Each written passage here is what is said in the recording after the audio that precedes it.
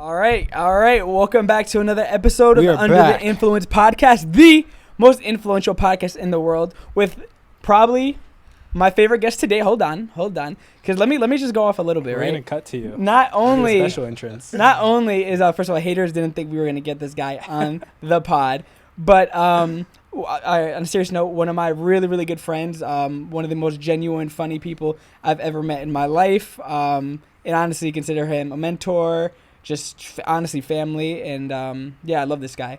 But we have the real hella Mark Harley in the building, ladies and gentlemen. Yes, clap it up. Just to clarify, you said mentor or trentor? I said Trentor, and I actually mean that. No, but thank you, Mark, for being on the episode, being on the pod. I'm super happy to be here. That was really a nice intro of you. I appreciate that. I also consider you and everyone else in this room a good friend.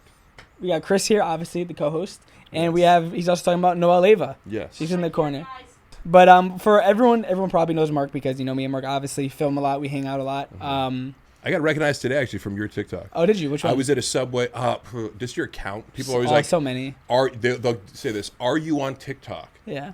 And I'm like, well, immediately, I'm like, I never assume anybody's just seen my TikToks. Yeah. It's either from your, like, all the sketches we've done together, or the other one would be the viral video that I did with Mama Swole. That's what I was going to say. I was going to say, that one's still sting. It stings a little. It's okay. What is that, 100? No, I think it was like 40 million views. 40 million? Probably more a now. Lot. It has a lot, yeah. And she didn't tag him. Because she probably, honestly, because so. I've posted stuff where I haven't tagged someone because I generally forget. Yeah, I know it's not malicious. She's super sweet and would never do that. But and also your as you said, it happens all the time. It's totally normal. It's just like, I don't really think twice about it except as a reminder to go, make sure when you post other people, tag them because, if it goes viral and, really viral. I have I don't use TikTok. 60 million views. 60 million views. Yeah, that's a lot of views. That's more views than I've ever got. My most viewed video ever is like 38 million on YouTube Shorts. Well, that's still a lot. Oh, I mean, then you add the other 35, 130.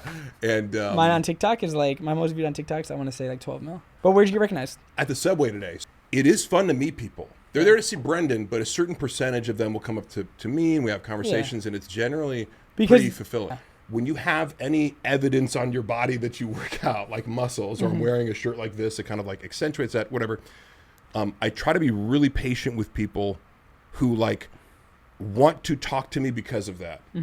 Because I want them to leave the experience feeling like I'm motivated to do this. Yeah. That was the first step, rather than me being annoyed by it. So anyway, I went to Subway and the worker guy, we had a good conversation, but it was like, I'm shoving a sandwich in my face and you're asking me question after question after question. And I'm trying to answer it the best I can, but there's a lot of questions too that you read. It's like, what's the best diet for losing weight? And it's like, I want to answer this, but it's also a complicated question. My one thing is that Noah knows it. When I'm eating, I hate being bothered. That's the one thing that it's my time. Yeah. Give me 5-10 minutes, let me fucking eat. Yeah, and I'm also still working here, so it's I'm not trying to sit down and have an hour lunch. It was I wanted to come in and eat for 10 minutes and bounce. Oh my God, it's the worst. But we always appreciate it, and it is correct. You know what I mean? So it's a good exexercise in gratitude and stuff like that, because I go I'm annoyed that somebody looks up to me enough to ask me a question. I hate when people think their shit don't sting and they're too good to take a second to talk to me. I'm a long way from that. Yeah. And which is crazy because you are such a big a big guy. Some people could think that you're very intimidating just from the way you look, your size, your hair, just everything you have, which I think is absolutely beautiful, the most beautiful man you will ever see in your life. Every time I look at him, I'm like, wow, is this guy real? What? Is he real? Yeah. No, he walked in and all I saw was doves behind you, and I just heard little orchestra behind. I'm glad the dove effect worked because I was trying to tinker with it to get it perfect. No, but you nailed it. Right when I enter the room, it's 6 of them that just go. Yeah. And earlier, a couple of them, they cross paths and two. No, I saw that. No, it worked. I was God, No, but going back, it's just but you are such a patient, genuine, soft-spoken. It's very hard to get you mad. Yeah. It's very hard to get you're a very which I nice love. guy. Yeah. Yeah. Now Kyle might disagree with soft-spoken. Yeah. Before we go any farther, I forgot we need to pour up some drinks. Yes. Right? Oh wow, you're trying to get me drunk yeah. before the ride home. I'll That's take- fine. We are taking. Yeah. We're gonna take 2 each. Nice. Yeah, no, yeah. I'm down for that. Are you That down? should be- I would love I have to, no but I'm on tolerance, prep. so like that works out in my favor though, because then Drink when I up? do drink, it's like I'm gonna be drunk. I can get buzzed Yeah. off 2 drinks, even at 300 pounds. You know, we're drinking whiskey as always, Tiger Thick, super smooth. Cheers, cheers to Under the Influence Pod. Have a good pod.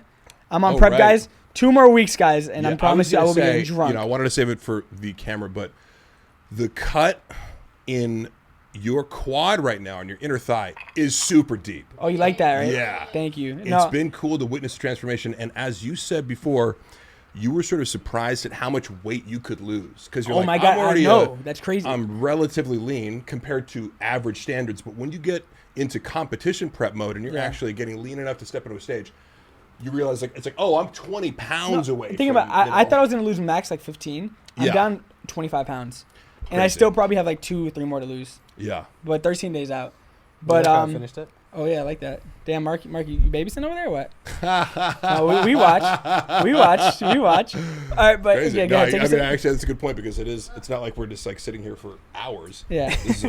This is a 1 hour podcast, Oh yeah, roughly, I assume. We gotta take full advantage. We're of gonna your take time 2 here. every 20 minutes. Oh wait, did you guys already drink the whole thing? Yeah. Oh, okay. But we My drink. bad. This is That's what I said. This is what we do on this We're gonna pod. take This is 2 very shots. unlikely for me. I wish I was drinking. You have no idea.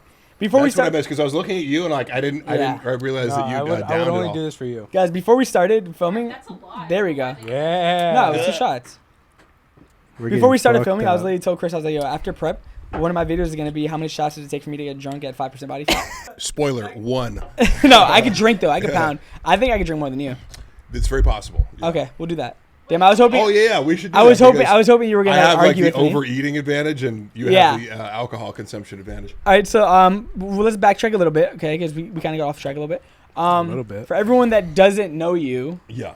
what is it that you do, and just a little bit about who you are? I would consider myself an actor, a podcaster, a screenwriter in the sense that I have written screenplays, and some of them have been produced, and I also give notes to people. I continue to do that, to consult on people's projects, because that's a skill that I think is super important. Storytelling.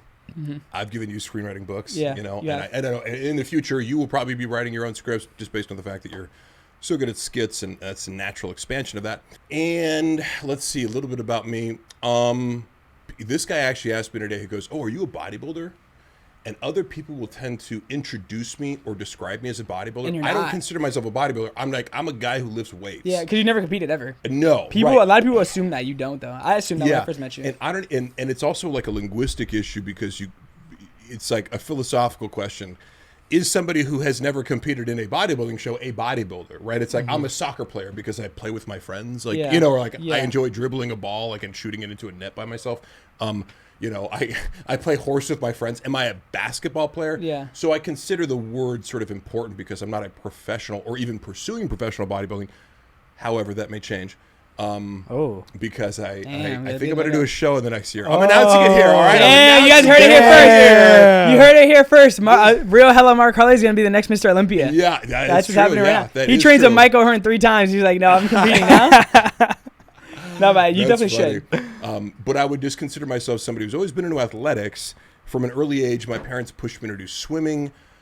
So I was swimming since like 13 competitively, and not like straight through, but like enough to have like win races and like be decent enough, and then realize also, here's what you realize as a swimmer is like, oh, all the really good kids are doing it year round. Yeah. And I think that's a broader, interesting point of like, to be good at something, you got to do it every day, and you kind of got to be obsessed. Yeah, you like do. you're doing. You're like with your skits and everything, your transformation over the last year, you've grown leaps and bounds as an actor, as a creator, and I think you're doing something. I still maintain that you're doing something that, like, when I look at other people doing fitness sketches, Yeah. you're miles ahead of them, right? Thank you. And I think a lot of people are like, A lot of it probably comes from imitating you. to some degree. Yeah. We're states ahead. What's that? I said we're states ahead. Yeah. Yeah, Not yeah, miles. yeah. I do exactly. generally think though, like, and I would say it. But it's because you're not cocky. obsessed, right? Yeah, Yeah. I want to be the biggest entertainer in the world. Like before, on the way over here, I was actually talking to Noel in the car, and I was like, I literally want to be as big as Mark Wahlberg or bigger. Yeah. Like I want to just be known for Yeah, everything. and that's an interesting thing to say because like coming out of someone else's mouth, that may sound really arrogant or delusional or whatever. Now, it still sounds arrogant to some degree. Like if you don't know I mean, right? yeah. But here's the thing. But I generally, to my core, believe that. Correct, and that's another part of it too. Is you it's not a front that you're putting on, so it's like part of your own authentic expression. But also, the real important piece is that I've met many people who will say that I've said things before and then been like, but I don't have like the sort of day-to-day to pursue that in that particular way. But because of your work ethic, I would say that's like the things that you can control, so you can have this grand ambition. A lot of that isn't up to you. It's possible for you to be the biggest entertainer on earth, I think. Like there's nothing that I look at you and go like, you can't do this because, you're physically deformed and nobody wants to see you. Like, that's not an issue, for example. Yeah. Or you're not smart enough or there's no handicap there that's going to prevent you from that. But also it will be up to ultimately the decisions of other people in power, right? Yeah. Which may or may not go your way. Because you can work your ass off, but sometimes it just doesn't happen. I do the only thing you can focus on, the only thing that you can control is the work you put into it. Exactly. And so because you know what? The world doesn't give a fuck. The world doesn't care how you feel. That's right. It's the reality. Right, yeah. So you can sit, bitch, and moan. And I tell them all the time, you do all the moaning and all the crying. Yeah. Do it for 5 minutes. It's okay to be sad for Yes. fucking 5 minutes, 2 minutes, and then the world doesn't care. He's eventually going to be like, Isaiah, you got to get back in your shit. He'll feel bad for you a little bit. You're going to say the same thing. You're going to say the same thing. And then it comes down to me to be like, okay, I have to get back to it. Yeah. No, it's a really good point. And that's something that I've gotten better at over the years, and that I try to convey to people, and that I was talking about today, this guy during my 40-minute subway conversation, is that it's about when you have an inevitable dip in, for example, your training, because most people, you're not somebody who struggles training. You're like, I want to do a bodybuilding show, and you end up just doing it and sticking to your diet. You're on a show that other people are drinking, and I've seen you multiple times now go out to eat. That's a lot of pressure a lot of people would feel like, oh, I got to cheat, and kind of are constantly excusing themselves falling short of their own marks. But you don't do that, and part of it, is just, as you just said, compartmentalizing those moments where you don't feel like doing it and then just getting right back on, right? So the fitness consistency thing is that. The diet consistency thing is that a lot of people struggle with, because they're like, I'm going to sit out and I'm going to get in shape this year. And it goes well for a week or 2 weeks. And then they have one bad day and they go back to the negative self-talk of, I'm a piece of crap and I'm never going to do this. Yeah. And it's okay to have that for a second. Yeah. But get back out of it. Have you always been like that growing up? So let's go back to No. let's circle back to your high school growing up. Yeah. I did almost get I almost got kicked off the speech and debate team for stuttering. No, did you?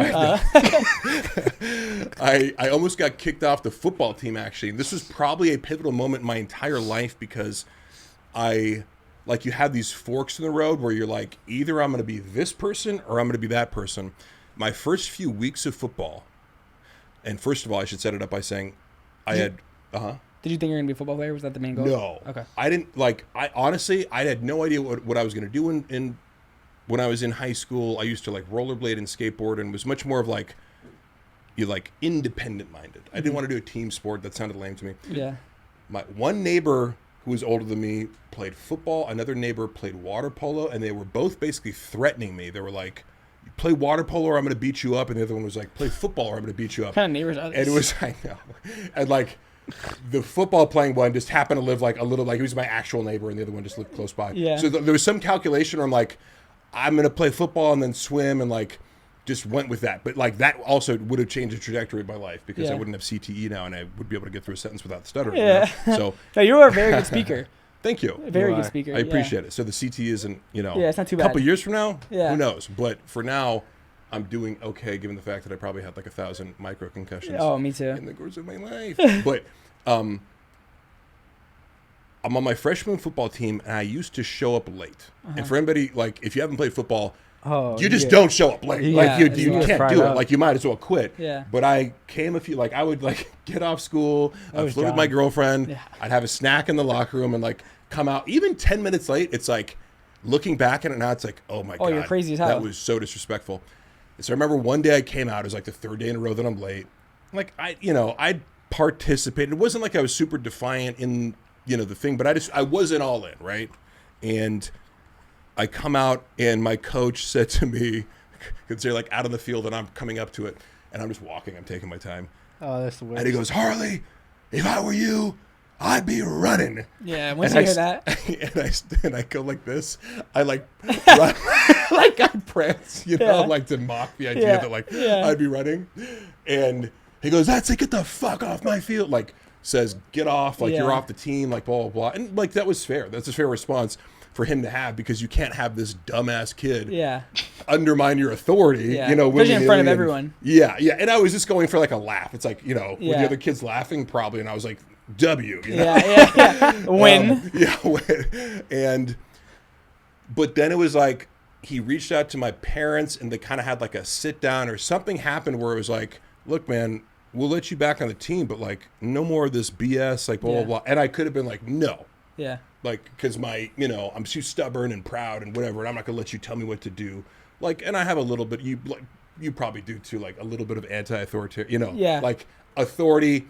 If I don't completely respect you, maybe I'm not going to, like, and you're trying to like boss me around, you might have a little pushback. Which I don't mind that instinct, but it's like, well, sometimes like it's just don't do it at all. Then don't be half-assed and be like, I'm going to do it, but disrespect the person in charge. I think that's an important lesson to learn. So I made the decision to be like, you know what? I'm going to come back. I'm going to give it my all. I'm going to shut the F up at practice. I'm going to run as hard as I can on the sprints, because even that's the little thing where it's like football sprints. You can save it and then like beat everyone in the last one or whatever, or like sprint, and you don't really.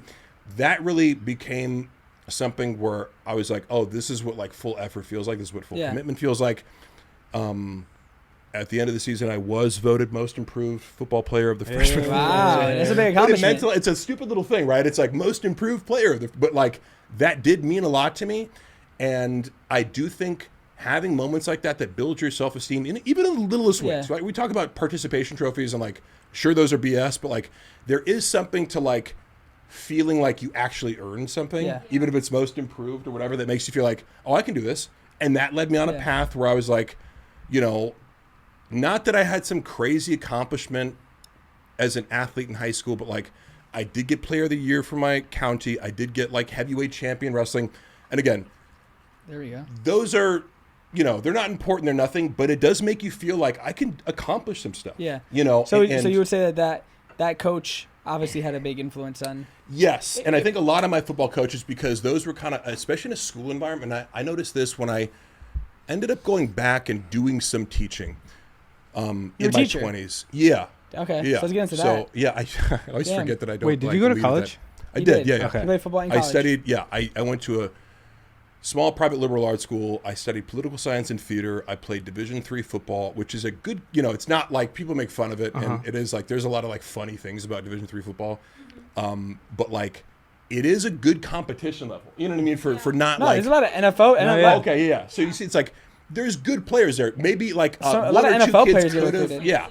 Like you'll see guys who are like, oh, you maybe could have walked onto a D1 team. Like it's like a collection of good high school football players. Don't some of them just go there because their grades aren't up to par to go to Correct. a D1? And then also some of them, like Pomona, for example, because it's not about like I went to a prestigious private school, so it's like a bunch of nerds who play football, But like some guys on my team like got into Stanford, but they're like, well, I can't play football at Stanford because I'm a 185-pound linebacker. Yeah. So I'm going to go to Pomona College and play there. It's a good experience, and also to do something really difficult, and it's like not validated. Cheers, boys. Not validated by like you're not getting a scholarship. The student body doesn't care. I remember one time in my junior year, I went to go check out this room like that I was going to live in, or before my junior year, because you like do this like housing lottery thing. Damn, and Chris is housing these. I know. I found this. I got my room and I went and knocked on the door. I'm like, hey, I'm living here next year. Like, can I check it out? Like, what do you think of the room? And he's like, this is a super nerdy kid, and he's like, oh, it's an okay room. The one issue is every Saturday the football games are right across the street. It's super loud. And I was like, oh my god! Like, he has no idea. Like Mark Harley, like Pomona College, football star, amazing football player, like celebrity around the campus. It's whatever. No, is it like that's how much the student body didn't give a fuck about playing football. But that's a good lesson. What got you into? You're playing football and you were studying theater too. Yes. So what got you into theater? It was always an instinct that I had to like, okay, I'll ask you this. Like, because I know you you dabbled in theater a little bit in high school. Yeah, and stuff like that, middle right? school and high school. Yeah. Like you had an instinct, right? You're like, oh, people think I'm funny, or I like performing, I like improvising. And stuff I like that. improvising, and I Yeah. like eyes on me. I Yeah, really do. yeah. And people, what's funny is because I like that's always comedy. I like being serious. people, and really, I would say probably my dad, like somebody has to encourage you, right? You can't just have people like shitting on you all the time and like, Yeah. you know, but the right person believing in you, I think, can transcend or trump like 100 of, you know, like one message of support can maybe keep you going in a way that. Who was that person to you? My dad. Okay. So my mom and my dad, but I think really good relationship with both parents? Yes. And they were just very supportive in ways that, like, I have friends who were like, who their parents were like, you're going to be a doctor. And there's no two ways about it. Like, this is not a choice. Like, okay, you want to major in biology or chemistry? That's the choice you have. Okay. But you're doing pre-med and you're going to be a doctor. And I think that's worked out well for him, the specific guy I'm thinking of. But, like, there wasn't any choice. And that is a luxury that I have to give credit to my parents. Like, even going to the school that I wanted to, I didn't know what I wanted to do. And, you know, I'm like, do I go to UC Santa Barbara? They don't have a football team, but Did I they could pay for your college? go bang a bunch of chicks. Which you probably didn't no matter where he went. What's that? I said, which you probably didn't no matter where you went. Why does everyone go to UC Santa Barbara? And I'm like, oh my God, this is like Mark, I the hope most you know, concentrated hot girl collection. if I was a girl right now and I was just sitting across and you look this cool with that hat, your thing unbuttoned, holding that whiskey with your leg up like that, my panties are dropped. Like, if Noah wasn't in this room, my panties are off. It's funny because You know? I really don't like being cool. This guy's sexy. Is is the lowest consideration for me. I just don't think I do it well. Now, maybe if you gave me a role, like, okay, this guy's cool, I could like construct a character on that. But Yeah. like, All right, ready? Give him a sexy look. Oh. Wait, did you guys see that? Do it again. That was so do it to the fast. middle camera. Oh my God, I felt that. Real I quick. gave him the light skin face. Real quick, a girl across the bar, Yeah. right camera, just saw you. She's whispering to her friend. Oh my God, look at that guy over there. He's so cute. Ooh, I like the little smirk. A little brief eye contact. Uh-huh. Can you do something with the hair? Yeah. Wait, fuck, the hat's on. Here's what I do. I just do like this. Oh, guys, That's a subscribe to sexy the fucking man. channel for that. That's a sexy man. I'm tingling right now. Oh my God. It is funny though, because girls flirt with eye contact. They Like, do. for any guys out there, yes, if you're expecting a girl to come up to you and hit on you, and this is how I used to think too. I think a lot of guys think like this. They're like, well, the girl's not interested in me because she hasn't come up and told me that. Yeah, you know what I mean? yeah. And that's a product of maybe like if you have more confidence. I just didn't. I wasn't like super confident with women from an early age. Like I had more stumbling blocks. I think a lot of guys do. It's like, oh, right. I'm like too, in my own head to realize like a girl flirting with you could be just her maneuvering across the room to be in proximity to you. That's basically equivalent of like you directly approaching a girl and being like, I'm interested in you is like the equivalent of, a girl's across the room and suddenly she's like next to you and you make eye contact for 2 seconds. That's basically her saying, please ask me out. Yeah, and this is coming from someone that has about, 17 girlfriends? How many girlfriends? I got a lot of girlfriends. Yeah. It's hard to count, and it does go in flux. Because sometimes, like, I'm like, I can't, I tell you about this all the time. Yeah. I'm like, I have to, like, somebody's got to go today. Yeah, like, it's just like, there's too much on my plate right now. at And once. it's like, I can't do, if I do this sketch with you right now, I'm not going to be able to go on this date with somebody who we talked about before the episode, for example. But she's more like on the high priority list. So, yeah, Mark will literally text me randomly. A new girl walking to the gym. He's like, "You're so crazy. My new girlfriend just walked in the gym." It is though, because it's like you connect eyes, and it's just like I didn't realize we're dating. But I will say that you have really nice eyes. You do in a Thank very you. non-weird way. Thank I'm you. a blue eyes type of guy. Yeah, I think Chris is getting a little drunk, and I have noticed that Mark hasn't sipped his new drink. Oh, I am pretty. Dude, good call. Did you finish yours over there? I am. That's yours. You know what's funny? So when I used to. One I haven't funny seen little this. thing that I used to encounter when I'd go to. Hold on, I'm going to do this. I'm pretty drunk right now. There we go. Mark's a pounder. That's why I have these glasses on. Mark's a pounder. I'm jealous, guys. Trust me. I wish I was drinking. When I would go substitute teach, I'll take 2 more for you. I would see how different demographics would react to me. So sometimes in Los Angeles, there's What'd a lot you of teach? schools Sorry. all over LA. I substitute What did you taught, teach? and then Oh, sub. I did all subjects, but I got a few full-time jobs as an English teacher. Ooh. So I've taught English before, and Did you bang any of the teachers? other teachers. I thought you were going to say No, like Isaiah. No, We teachers. can't talk about Yeah, that. not on this podcast. Typically middle school and high school, because the younger the kids are, it's like actually way harder.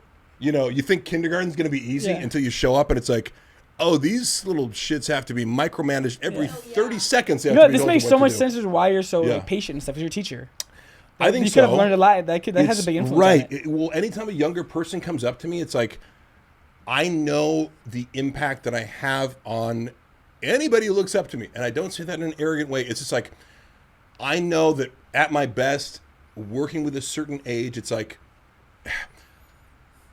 being a younger teacher. Like when I'm 25. You connect to a 15-year-old in a different way than even I would right now, because it's like, oh, men look up to other men that are in this, like, you're 10 years older than me. It's like, it's not quite like, you know, oh, you're my dad. It's like, you're like a cool older guy, potentially. Yeah. Now, there are also some huge nerds in teaching, but that's one of the reasons that I don't like I couldn't see myself as a teacher because, to be honest, a lot of these environments, and you probably felt this too, like in a public school, schools are very feminized, right?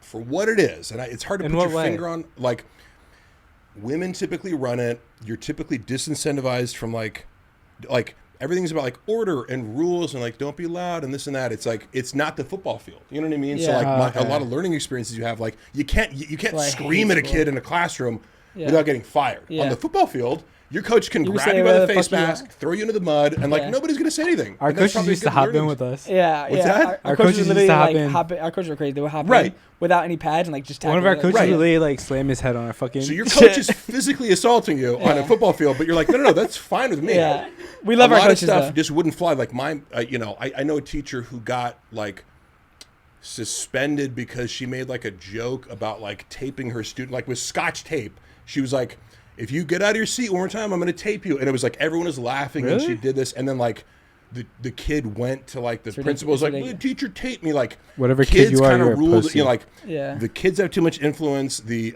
know, I sound so old school. Like, you need to beat kids, you know. But, what's that? I would have thought that was funny. Right. And everybody did. But what I'm saying is like there's these environments where everything's like hyper regulated and you have to teach this criteria and you have to like, it's just, it can be an environment where the things that I'm best at are not incentivized. Yeah. You know, and being unconventional or unorthodox or even speaking the truth to like a young, because like if you're a 16-year-old male and I wanted to talk to you about girls or something, like you're having girl troubles, that's a big no-no for a teacher. I can't be like, okay, look, you're thinking about, like, I can't talk to a 16-year-old about like, you know, who comes to me and is like, oh, I'm thinking about having sex with my girlfriend. I want to have an honest conversation with them about those choices and stuff like that.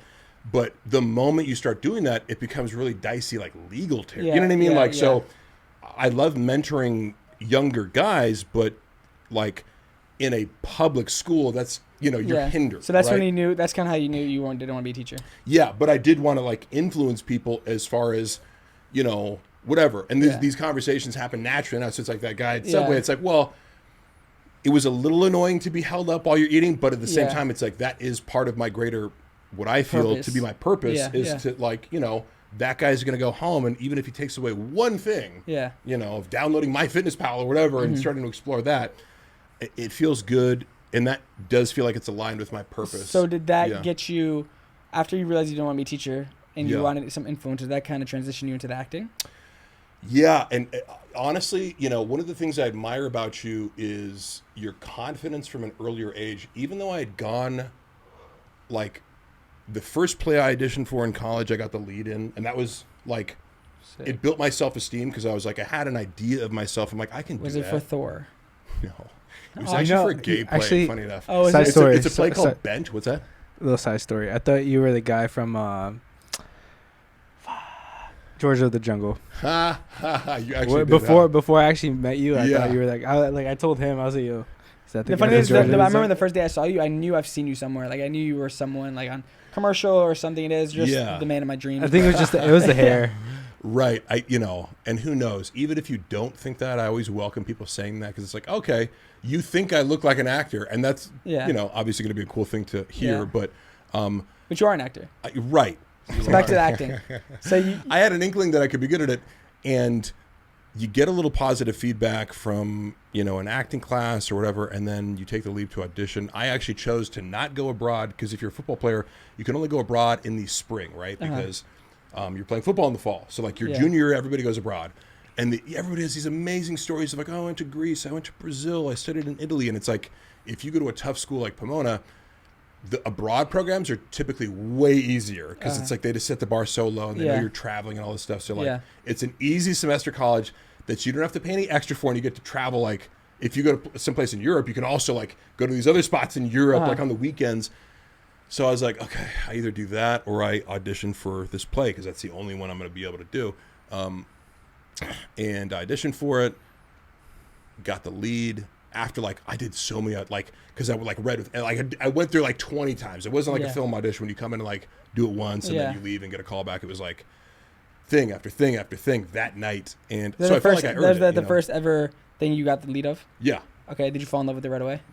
Yes, but I also saw how it was like football, right? Because doing a live performance, we had 3-hour rehearsals every single night, and even unlike football, where you're like doing a warm up first, it was like. Rehearsal starts at 5. You are on the stage, and we're doing lines at 5. Yeah, you know what I mean. No, it is. And for 3 hours, I was in a couple plays too. It's the same thing, same concept. It's very intense. Yeah, and I had no concept. And of so that much more mentally draining too. Right, and so love that experience. Like love that it was very demanding, and also in a play context versus, for example, an acting class, which your teachers can push you in an acting class context. But when something's on the line, when it's like, hey, this play is going up in 8 weeks, whether or not you guys are good or not. So like, we have to get good. Yeah. And he would give us some pretty brutal feedback.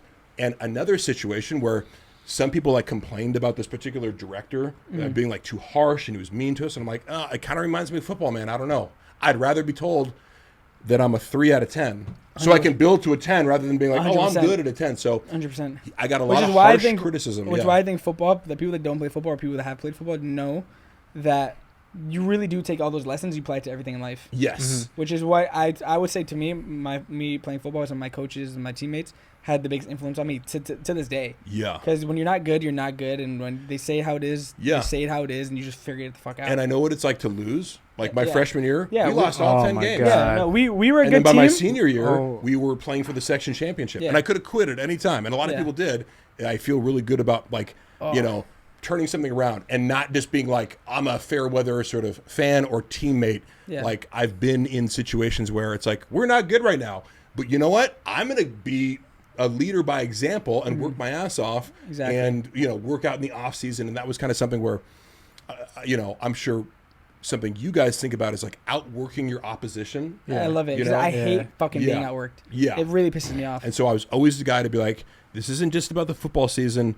It's about, the spring and the summer and being ready. And it always disgusted me when I'd find out people, it's like you showed up to football camp out of shape. Yeah, it's embarrassing. Yeah, you have all like you just fucked off around the stuff. Like, don't even show up then. Yeah, I don't get it. It's something you literally take personal. Like even like with like really good friends. Like even if you guys like, I don't like the fact I want you guys to be as successful as possible. Obviously, want you guys to work your ass off. But if I see you working harder than me, I still take that as that personal. I'm like, you're not gonna work harder than me. Yeah. But then I want that to push you though. No, you're not gonna work harder than me. It's a great instinct because the nuance in what you're saying is not. I don't want you to succeed more than me. I want you to be successful right because that would be ego, that would be jealousy, that would be like I'm putting a cap on you. Yeah. Right? Your outcomes. But what you're saying is I'm putting I'm lifting the cap off my effort. Yeah. Right? Uh-huh. If you're up here, I can keep climbing higher and then I want a friendship with somebody who sees that. I only surround myself with people that win because I generally think there's enough success for everyone to win. 100%. So much success, and I genuinely want the people that I love and I care about to be as successful as fucking possible. I want us to build an empire together, and let's just do everything. And especially with, like we're never going to be going out for the same acting role. Yeah, you know what I mean. Like, so for example, am I not big enough? And that's am I not good looking? He doesn't have the hair or the eyes. But literally, like, if you think about it that way, like. We're not competing for the same slice of the pie. And almost nobody is. Yeah. It's very rare that you but people, it's very common that people think that way. Yeah. That your success takes away from mine. And I think we're sort of hardwired in that way because, we evolved like in tribes, small tribes, and there's scarcity and there's only so many, bananas to go around or whatever. Like, it's not an unreasonable thing to feel and think, but the truth of the matter is, in the modern world with 7 billion people and all these different lanes created from social media and whatever, it's very rare that you're actually like your success interferes with somebody else. Yeah, so you should just take it as like, take the competition as a healthy thing to make yourself better, knowing that you're not taking away from each other ever. Well, side thought, just because you brought up social media, you are obviously older than us. You're what, 26? Yeah. no, you're what? You're 38? Yeah. 38. So obviously social media wasn't a thing. Yeah. What got you kind of into that? Or did you something that you had to adapt to? I did have to adapt to it because I didn't want to be on Instagram. And, anybody who's like, I'm not on social media, it's like, good for you. I don't have that option in the industry that I'm in. Yeah. But it's just another thing that, because I'll also say this. A lot of people will be like, you just post for validation on Instagram and this. And it's like, I'm not going to argue this. We're going to get into the haters and why you love me so much. Yeah, exactly. Like, I honestly don't care. And I think you know this, that it's like, but I don't go around like. I genuinely believe you don't care. Yeah. Noelle thinks you do care. About when you go back to the haters, when you go respond, she thinks it's because it hurts your feelings. I'm like, no, he genuinely just like you just God. Like I'm sociopathic when it comes to that. Yeah. Can you? I don't know. I don't like. I'm like, Mark always responds to the haters. Yeah. Like, how do you deal with haters? Yeah. How do you deal with haters? But here's the thing. Like, so people will be like, okay, that's a common complaint. People go, or common critique. People are like, you just wrote so much. It's like, have you ever seen me type? Like, do you know, like, I write novels worth of, like in my free time I write. You know what I mean? Like, I'm a good writer. Like, it's not difficult for me to formulate 5 sentences in 3 seconds or whatever. It's like writing is the easiest thing that I do.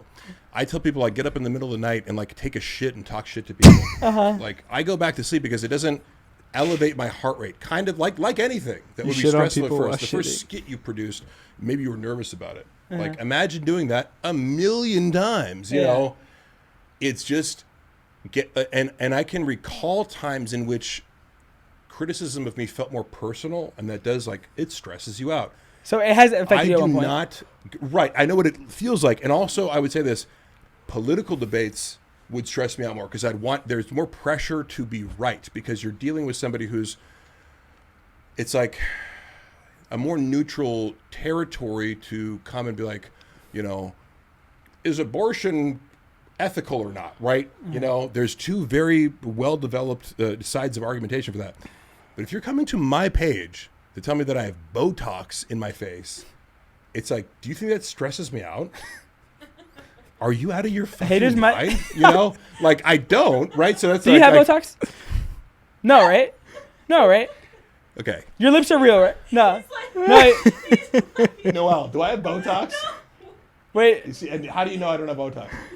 Because I have wrinkles. No. But your lips. And also, how do you know that I don't have lip fillers? I'm gonna you guys aren't experts on this, right? You know women with lip fillers, right? They just like look. It's like weird. Correct.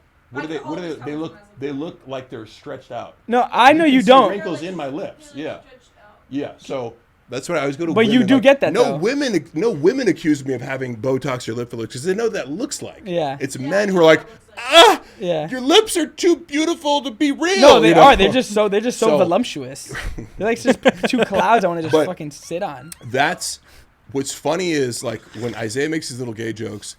To me, I always like that, and that's like a vernacular that a lot of guys in football, for example, will. I think you get it from football too, though. Yeah. Right. It's like that. The thing is that I always appreciate is like guys can make gay jokes coming from a place of comfort about their own sexuality. Yes. Yeah. Men accuse other men of being gay or having Botox or whatever out of a place of insecurity about their own appearance and their own sexuality. Yeah. So if you're coming to my page to be like, you're gay, it's like, you sound like a closet case. Like that is actually it's a big turn off when guys are like, I'm not gay. Yeah. Right. Or like, you're gay. Right. Like, I hate it when I say like I'll admit, obviously I joke around a lot and everything, but I'll admit when a guy's like when I think he's good looking, I'm like, that guy's good looking as fuck. If you can admit when another man is good looking, and like the question like, you ask yourself is like, do I want to make out with him? No. Can I admit that he's good looking? Yes. Yeah. Can I admit that I want to look just like him? I wouldn't mind a touch. Yeah. It kind of comes from a place of like, oh man, like that guy has a look that I want. Or you can look at a guy's body and be like, I admire him. Yeah.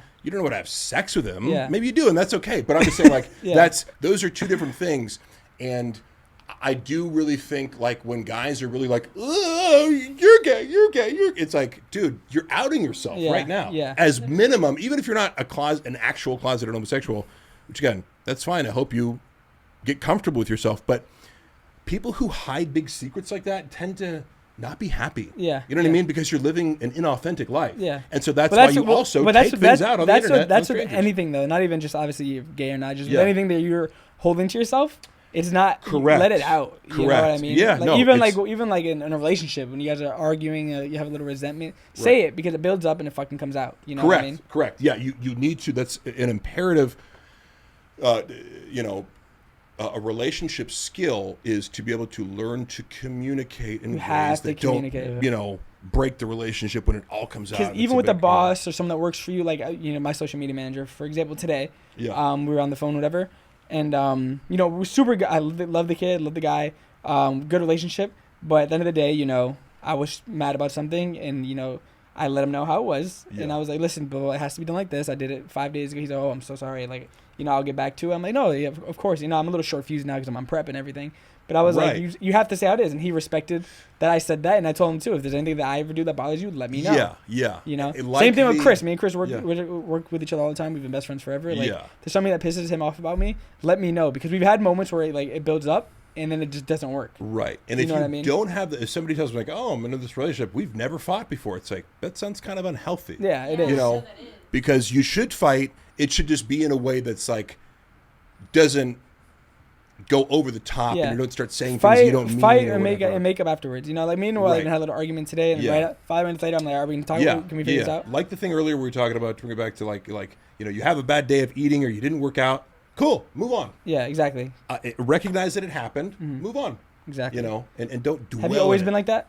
And if you always, because I generally believe you that you haters don't bother you and everything. Yeah. What got you in that mindset?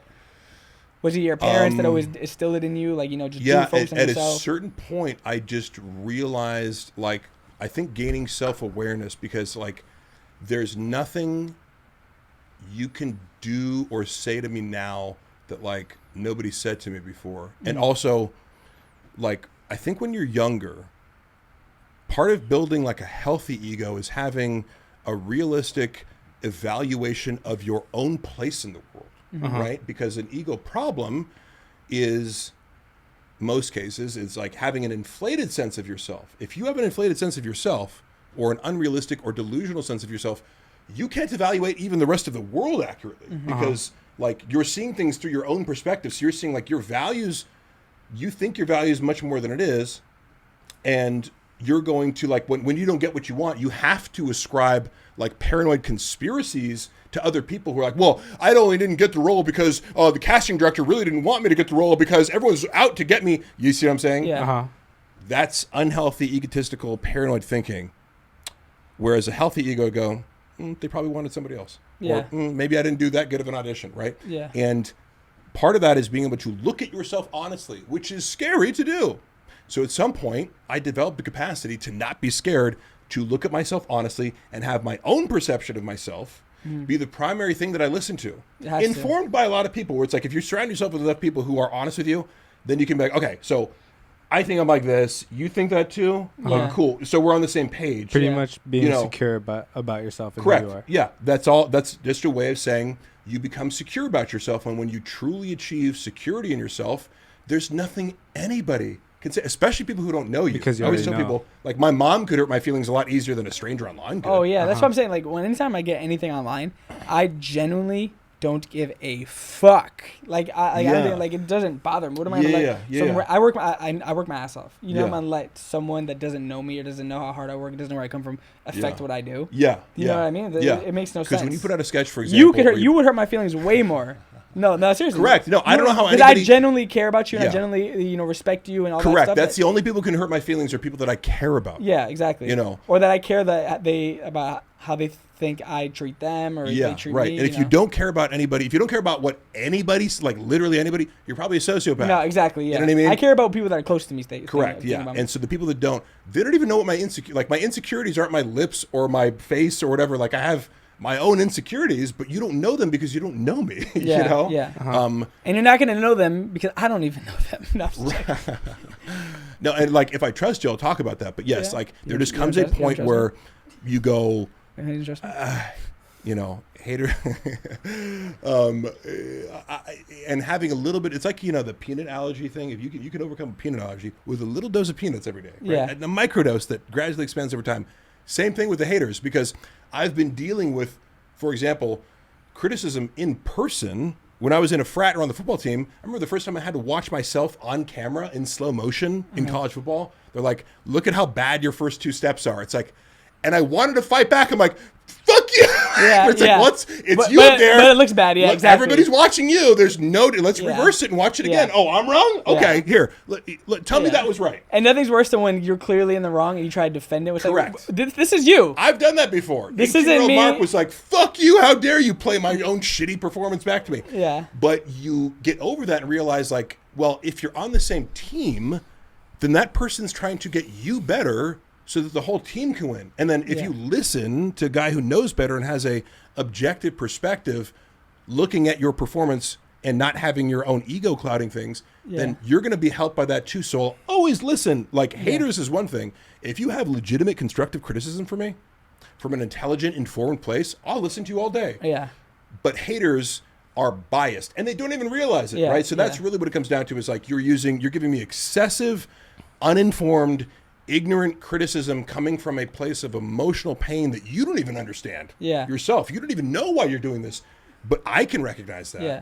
And so fuck off until you gain some self-awareness. So pretty much, guys, if you want to come at Mark, gain some self-awareness, and you better pick a good angle, because he will respond while he's shitting at 3 a.m. Like, it's just so easy. It's like, it's like a knee jerk. It's like you're tapping my knee and it's like, oh my God, Mark's so stressed out. Look how he's kicking. It's like, no, it's just a knee-jerk reaction. Yeah. Like, I can just be like, and all I have to do is point out what you're doing. That's the thing. If I can win by going, you are typing at me from a fake profile, pretending to be a woman with 23 followers, telling me that, and this is like an example I'm thinking of from yesterday, where it's like somebody's telling me what an inauthentic person I am or something, and I'm like, you're a dude from a fake girl profile, but I'm talking to shit to a stranger, right? You know, like all I have to do is just literally like transcribe what you're doing in real time. Yeah. And I've won. And you know what I love about you? You're so you're very what's the word I'm looking for? Realistic person, or you just come,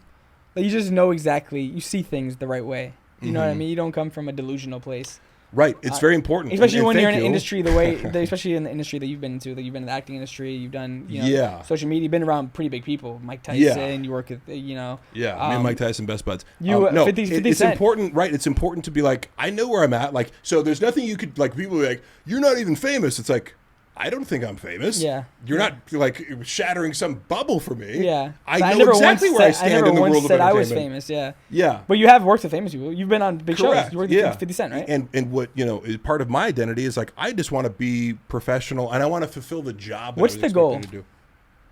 I would just like to continue to make money in entertainment. My bar is pretty low. Now, I have grand ambitions outside of that. Like, I would love to be very successful at that, but making money doing authentic expressions of my own creativity, I think would be, like, even if I made a middle-class income for the rest of my life doing, like, podcasting, acting, writing, I would really be, like, very happy with that. Just have it be authentic. Yes. But I genuinely, believe in you so much, and I just think you're such a natural, funny, good at what you do, good, well-spoken, that I think you could be very, very successful and very big.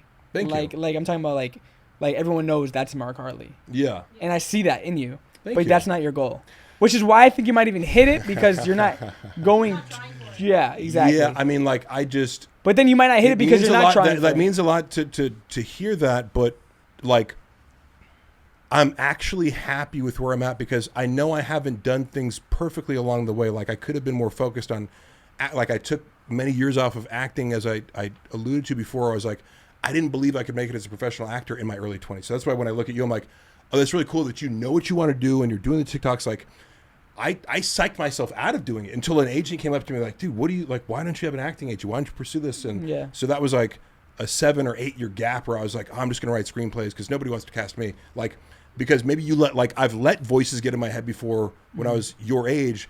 Like somebody be like, oh, you don't want to pursue acting. I'm like, damn, you're right. Like I shouldn't do, so that's one thing I've let go of. And I try to encourage other people, like, be in touch with your own evaluation of reality. Don't be too egotistical, but also don't be too insecure that you let other people really talk you out of something that you want in your heart. Because it's a good balance you need to find. Yeah. You still have a manager and agent now, right? Yes. And you're still getting submitted, doing all that stuff? Yeah, and I have certain things in the works. It's like, I'm fine with where I'm at. Like, there's certain, well, like, for example, I've been cast in something that I can't talk about. Damn, can you say it off camera? Yes, but I think you know about it already. It's just like, can you say it? We'll believe it. You did. What's funny is I this is early on when I knew Isaiah, and he was like, hey, some dude from HBO is looking for you. And I'm like, okay. Yeah. He didn't believe it. He Okay, didn't know I had connections. HBO is breaking down your door to get to me. That's what's going on. No, but really. But it ended up being like, I talked with, he was an assistant casting director. Then I had 2 meetings with him. Then I met with the official casting director who, like, her credits are insane. Yeah, oh, she really? Cast like Armageddon and like 80 A-list huge movies. And again, 20-year-old Mark might be like, oh my God, like this is going to be the thing that like launches my career. Right now I go, it's really cool that this director whose work I admire and have enjoyed over the years, and I consider him like an auteur, a really accomplished master of cinema. We had a 90-minute Zoom audition/interview, and he left that audition going, I'd love to work with you. That's great. In and of itself, I take that as a little nugget, like, to my heart and go like, see, like, I'm not delusional. Yeah. And that's all I need. That will carry me for years. Yeah. No, even if the show never happens, I take that but still, just to go like, I'm not in the wrong thing. A lot of it's not up to my control. The film being, or the series being produced on that network is not in my control. But representing myself as well as possible in those auditions was important to me, and I think I did that. And like that goes so much further than I could get rejected from 100 SAG low budget movies and be like, whatever, But one validating, and yes, you do look for validation because you don't want to look for excessively. You don't all the always time. excessively look for it. Right. I don't need validation, but it does feel good to get it every once in a while. There are from the right people. Yes, certain experiences do validate you, and if your ego's in check, that will last you a long time. And just kind of be like, all right, I'm not stupid. If other people try to convince me I'm stupid or delusional, I have this little nugget that I'm holding close to my chest that, proves them wrong. But it is still credited. It is still in the works, though. Still in the works, yeah. Oh, there you go. Yeah, I've learned already, like early on, I guess, that stuff like this takes time. Yes, it does take time. And you're doing the best thing by being in control of the output that you create and constantly doing sketches. Like, if there was advice that I could give my younger self, it would be like, eliminate, every like attachment to like, I hope that somebody else gives me a pass or permission. Yeah. Give yourself permission to do the thing. And that's the one thing that I always preach is that people, sometimes it's hard to not be patient because you want things to happen. Yeah. It's important to be patient, but don't let patience make you complacent and wait and not keep trying other things or going out there putting yourself out there. Don't let be patient for certain things, but still work for other things while you're being patient. Right. Yeah, because you can legitimately waste your, which is why I put out so much content. Your prime years like waiting around for the opportunity, and then you're going to become bitter. Really, because like I define myself by that. Like, so it's like if I could make a living doing creative stuff, I'd be super happy. Here's how I would not be happy. If I felt like I was owed something that never happened, and then I'd be bitter. Yeah. Right? That's powerful. You fight bitterness by being gracious, by having gratitude for, friends, opportunities, whatever, that you asked me to be in. I have gratitude for the fact that you asked me to be in skits. Yeah. I'm like, wow, that's really cool. That somebody had an idea and like, Mark, I thought of you. Mm-hmm. It's cool. Crazy that my first one of the real skits was with you. We shot just over a year ago now. That's true. It feels like we've known each other way longer, though. Yeah, I know. Sometimes I think about also where you've come, and it's like, oh, shit, you and, Noelle, you've basically been in LA the same amount of time, right? Yeah, a little bit shorter than them. Over a year now? Yeah. You're like, I've actually done more in less time if you think about it. So it's kind of crazy, but I was like, so crazy. She's like, I drive a Porsche. Oh, somebody was asking about your Porsche hat. Oh, it's when she got the Porsche. I love it. No, Jay wants that hat. Brendan's brother is like, next time you see. Really? No, it's a nice hat. I fucking love it. How can you get one? Because he owns a Porsche and doesn't have one. Oh, because she just got a Porsche, and the guy was our guy, Aaron. Guys, if you need a Porsche, quick plug. If you need a Porsche in your Woodland Hills, go to Aaron. He's the man. But he just gave us a hat. Gave me a black one, gave her a white one. If you can get another one for Jay Schaub, you will be indebted for life. Just tell him my Venmo's Isaiah Miranda. I'm just checking. No, for sure. But damn, I really want a Porsche now. I was actually just test driving a Porsche. Was it fun? It was so much fun. Yeah. I want to get a car soon. Brendan's a big fan. Jay's I love his car. What does he have? The GT3? Do you know, Kyle? Yeah, the GT2 RS. GT2. Oh, it's a beast. I want the 911. Hey, that's a straight like track car. I want the Turbo S because it's like a track car, but also you could daily drive it too. That's my dream. No, I test drove the Panamera. Those are fun too. They're amazing. Nice. You liked it. Talking about cars just real quick. I have noticed, which isn't a bad thing or anything. No, you're not a materialistic guy. It's true. Right? I don't think about it that much. Have you always been like that? Yes. And were your parents, did they just raise you not materialistic? Correct. It just wasn't a big deal. Like, now, I don't begrudge anyone who really values material stuff. It's just like, when I have enough money where like I can just buy a car cash or whatever, like a nice car, I'll do that. Yeah. But for now, it's just... I'm the same way. Yeah, it's not that important to me. Like, I drive a Prius. I can get around in a Prius. It's not that... As long as I can get around in my car, I'm okay with that. And I feel like when it's just like a drop in the bucket for me to go buy a Range Rover or whatever, that's when I'll do that. Yeah. Like, obviously, I want a new car. Like, I can get a car right now, but I have the Jet, I guess, from point A from point B. Yeah. And I think I'm smart with my money, but I'm smart in the sense of I know that I have either things I'm working on that I need money for, or whether I want to travel, content, things that I want to do for my career. But then every once in a while, I will, I bought a bracelet today. Yeah. If you couldn't tell, if it's shining. Is it blinding, guys? Kyle, we good? Nice. But like, to me, luxury is like, or exciting things for me will be like, when I bought like a bunch of, can we say raw gear? Like, no. When I bought, I was able to use your code, like buying up like 500. Yeah, which I really appreciate. When you did that really did mean a lot. But that was like, I remember that's, I'm like, man, that's cool that I can just go spend like a few $100 on clothes and then not have to worry about gym clothes. But that's so cool though. Like I like doing that. Like when it comes to like I really wanted to get my mom a gift today. I like getting stuff like that. You know, for like and so people that are close to me. dream. It's like if I can, be authentically creative and like just not have financial anxiety, because I think most people suffer from financial anxiety. Mm-hmm. How am I going to make it from month to month?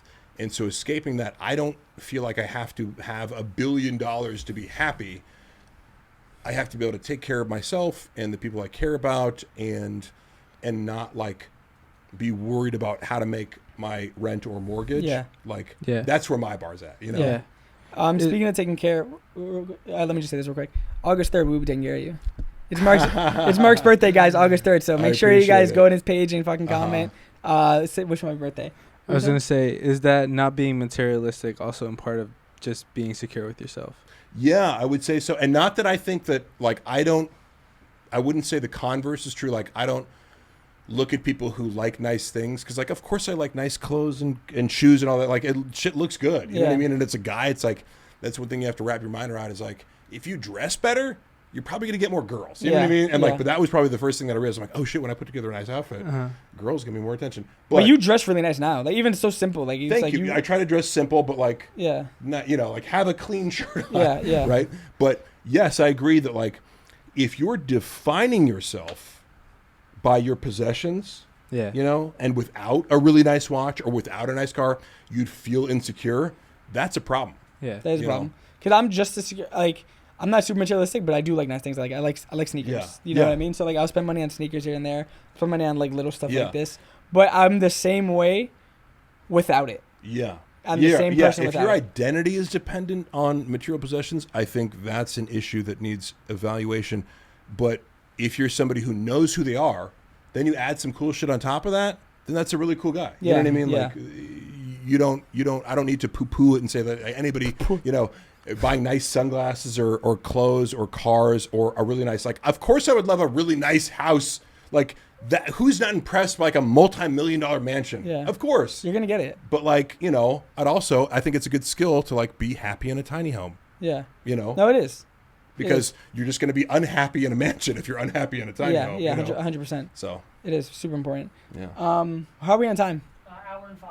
Oh wow, Hour really? 5. Damn, we just get to talking. It's crazy. We just get man. to Mr. Mark Shit is Harley. crazy. Mr. Mark Harley. I just want to also say thank you because he's been here all day. Have you left at all besides Subway? No, besides my 45-minute Yeah, subway excursion. 45 that was the only He had time. legs with Michael Hearn at 6 a.m. in Venice. He's a busy man. I was asleep. went home, That's one thing I want to say changed. thank you to because you are a very busy man. But whenever I hit you up for skits, you always make time. Oh, yeah, that's a big priority for me. Yeah. Like, sometimes it's hard because I can't say, like, oh, I'm going to be free at this moment right now. But, like, Yeah. I would consider that a top, because when I get busier, like, it sucks, but I can't respond to everyone on DMs these days. It's just like, it'd take 3 hours a day. Too many girlfriends, guys. Too many. I had to cut one loose today, you know. You did come in 'Cause loose. there's, our mutual friend, Noelle, she took up the space of 2. Oh, wow, she's that it's important. just like, well, have you seen that ass? Yeah.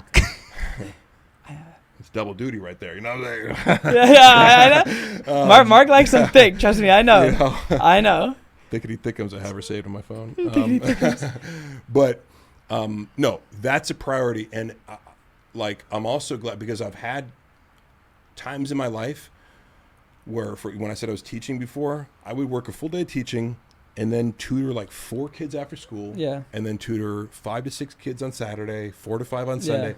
I've been through periods where I worked 7 days a week, Yeah. and I have to drive multiple, like to the school, then Yeah. to the thing, then to the thing. I mean, which is what and you I do had now. no time, right? Yeah. Like if you said, "Can you shoot a sketch?" I'd be like, "No, I Yeah. can't unless Yeah. it's at 9 p.m. Yeah. at my house. Yeah. I can't do that."